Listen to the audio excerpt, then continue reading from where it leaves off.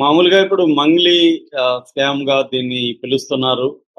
ఎందుకంటే ఇప్పుడు రాను రాను దీంట్లో మంగ్లీ ఇన్వాల్వ్ అయింది అన్నది ఎస్టాబ్లిష్ అయిపోయింది ఒక రకంగా జనంలో. పోలీసులేమి దాన్ని ఆ యాంగిల్‌లో ఎంత చేస్తున్నారో ఎవరికీ తెలీదు. నేను చాలా సార్లు చెప్తుంటున్నా పోలీస్ ఇన్వెస్టిగేషన్ ఎక్కడి వరకొచ్చింది ఏంటనేది అప్డేట్ లేనప్పుడు రకరకాల పుకార్లు ఎక్కువవుతుంటాయి. హ్మ్. అయితే ఒకటి దీంట్లో మంచి జరిగిందేందంటే ఆహ్, బాధితులు ధైర్యంగా బయటకొచ్చి ఇవాళ మాట్లాడుతున్నారు, ఉద్యమాలు చేస్తున్నారు. కొంతమంది నిరాశతో చనిపోతూ కూడా ఉన్నారు. ఇప్పటివరకు మనకు అందుతున్న సమాచారం మేరకు 8 మంది బాధితులు దీంట్లో చనిపోయారు. నిన్న ఆహ్, పలుగు తాండా, పాల్తీయాల తాండా, ఈ పియ్యపల్లి మండలంలో కొన్ని తాండాలకి మీడియా నుంచి దాదాపు ఒక 10 మందెళ్లారు. మన ఛానల్ నుంచి కూడా మన జర్నలిస్ట్ తేజ వెళ్ళాడు. సో, చాలా విజువల్స్ చాలా మందితో మాట్లాడారు. అక్కడ వీళ్ళున్న టైంలోనే లైవ్‌లోనే ఒక వ్యక్తి చనిపోయాడని చెప్తున్నారు. ఆ వ్యక్తి ఏజెంట్ అని చెప్తున్నారు. అంటే తను బాధితుడు కమ్ ఏజెంట్. అంటే ఇలాంటి కేసుల్లో ఈ మల్టీ లెవెల్ మార్కెటింగ్ కావచ్చు, లేకపోతే పూంజీ స్కీమ్స్ అంటారు వీటిని. ఇలాంటి దాంట్లో ఏందంటే చాలా మంది బాధితులే ఏజెంట్లుగా కూడా ఉంటారు. ఎందుకంటే వాళ్ళు డబ్బులు కడతారు.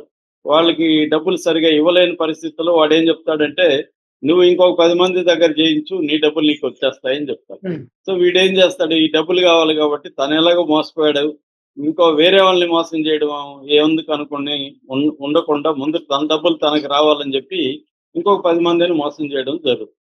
ఆ! అది ఒక పద్ధతి. రెండో పద్ధతి ఒక్కసారి కట్టిన తర్వాత వే అతనికి కొంత నాలెడ్జ్ వస్తుంది. ఈ కట్టిని డబ్బులు కట్టి వీళ్ళతో తిరగడంతో కొంత నాలెడ్జ్ వస్తుంది. అప్పుడేం చెప్తారంటే నువ్వొక 10 మందినో, 20 మందిని కట్టిస్తే నీకు బోనస్ వస్తది. నీకు ట్రిప్పులుంటాయి. నీకింకా గిఫ్ట్‌లుంటాయి. ఇవన్నీ చెప్తుండడంతో నేను కట్టాను గదా! ఇంకో 10 మంది దగ్గర కట్టిద్దాము అని అనుకోవచ్చు. నిజంగానే జెన్యూన్‌గా గూడా ఇది మంచిదే గదా! అని మనం హెల్ప్ చేద్దాం. మనోళ్ళకి కూడా చెప్దామని వీళ్ళు నేను కట్టాను. నాకు బాగానే వడ్డీ వస్తుంది. మీరు గూడా కట్టండి. మీకు కూడా హెల్ప్ అవుతుంది అని మనం 10 మందికి జెన్యూన్‌గానే చెప్పడం గూడా జరుగుతుంది. హ్మ్. అలాగే ఇప్పుడేమైందంటే తాండాలకు తాండాలు కట్టేశారు దీంట్లో. తాండాలే గాకుండా మామూలు గ్రామాల్లో ఉండే టీచర్లు గావచ్చు, డాక్టర్లు గావచ్చు, పోలీసులు గావచ్చు, ఇలాగా డిఫరెంట్ డిఫరెంట్ సెక్షన్స్ అంటే 1,00,000-4,00,00,000 వరకు ఒక వ్యక్తి కట్టిన సందర్భాలు దీంట్లో చాలా మంది కనబడతాయి. నిన్న మన ఛానెల్‌తో కూడా చాలా మంది మాట్లాడారు బాధితులు. అందరూ చాలా చాలా కష్టాలు పడి వాళ్ళని చూస్తేనే తెలుస్తుంది పేదరికంతో ఉండారు. అయినా కూడా ఒక్కొక్కరు నేను 15,00,000 ఇచ్చాను, నేను 20,00,000 ఇచ్చాను ఇలాగ మాట్లాడుతున్నారు. అంటే హ్మ్. చాలా మంది అప్పులు చేసి కట్టిన వాళ్ళు, చాలా మంది బంగారు చివరికి పుస్తలు కూడా అమ్మి దీంట్లో పెట్టిన వాళ్ళు. ఎందుకంటే లైఫ్ బాగుపడుతుంది. తమలో నుంచి వచ్చిన బాలాజీ నాయక్ కావచ్చు, మధు నాయక్ కావచ్చు, వీళ్ళు తమ కమ్యూనిటీలో నుంచి ఒకప్పుడు డీజిల్, పెట్రోల్ లేకుండా, పైసలు లేకుండా తిరిగి చిన్న చిన్న పనులు చేసుకుంటూ ఉన్నవాళ్ళు ఇవాళ లగ్జరీ కార్లు, లగ్జరీ లైఫు బ్రహ్మాండంగా ఉంది. మనం గూడా ఇలాగ జాయిన్ అయితే బావుంటది అని జెప్పి వాళ్ళు బ్యాంకుల్లో లోన్‌లు తీసుకోవడం, గోల్డ్ అమ్మేయడం, లేకపోతే కుదవపెట్టడం, అప్పులు జేయడం ఇలాగ జేసి దీంట్లో కట్టారు. ఎందుకంటే 5,00,000 కడితే నెలకి 25,000 42 నెలలు ఇస్తారు. అలాగే హ్మ్. 102 గజాల ల్యాండ్ ఇస్తారు. 5,00,000 ఇన్సూరెన్స్ ఇస్తారు. ఇలాంటి ఒక ఇది చెప్పారు. బిగినింగ్‌లో ఈ బాలాజీ నాయక్ ఏం చేశాడంటే, ఈ పలుగు తాండాలు తన బంధువులకి డబ్బులిచ్చి 25,000 నెలకి నీట్‌గా ఇచ్చుకుంటా వచ్చాడు. అది చూసి చాలా మంది అరే! ఇంత బాగా ఇస్తున్నాడు. 5,00,000 కట్టేసి దర్జాగా 25,000 నెలకొస్తుంది.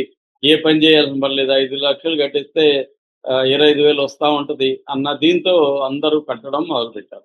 హ్మ్. ఆ తర్వాత వడ్డీ ఇవ్వకుండా మీరు రీఇన్వెస్ట్ చేయండి. మీకు ఇంకా బెనిఫిట్స్ వస్తాయి అని వాళ్ళని కన్విన్స్ చేసి ఆహ్, హ్మ్, డబ్బులు ఇంకా రీఇన్వెస్ట్ చేయడం అనేది పెంచుకుంటా వెళ్ళాడు. హ్మ్. సో, దాని తర్వాత అతను ఇంకా బ్రహ్మాండమైన ఇల్లు గూడా కట్టాడు. నిన్నంతా గూడా ఆ ఇల్లంతా గూడా మనోళ్ళందరూ వీడియోలు తీసి చూపించారు. బాలాజీ నాయక్ ఇల్లు. ఇతని దగ్గర పనిచేసిన ఏజెంట్‌గా పనిచేసిన మధు మళ్ళీ ఇతను గూడా అదే పద్ధతిలో ఇంకా బెటర్‌గా ఇతను నేర్చుకున్న నాలెడ్జ్‌తో చేశాడు. ఇతను మంగ్లీని గూడా ఇన్వాల్వ్ చేశాడని ఇప్పుడు అక్కడ ఉన్నోళ్ళందరూ చెప్తున్నారు. అర్ధరాత్రి మా ఊరికొచ్చింది మంగ్లీ. ఎందుకొచ్చింది? డబ్బులు తీసుకొని పోవడానికి వచ్చింది. ఇక్కడికి ఆమెకేమి ప్రోగ్రామ్ లేదు, ఏమీ లేదు. అన్ని అబద్ధాలు చెప్తుంది. వాళ్ళ తమ్ముడు శివ గూడా వచ్చాడు. మేము మంగ్లీ ప్లాట్‌కి గూడా వెళ్ళాము. ఇవన్నీ గూడా చెప్తున్నారు. అంటే మంగ్లీకి, మధుకి క్లియర్‌గా సంబంధం ఉంది. మంగ్లీ ఇన్వాల్వ్‌మెంట్ ఉంది. మంగ్లీ తమ్ముడు శివ ఇన్వాల్వ్‌మెంట్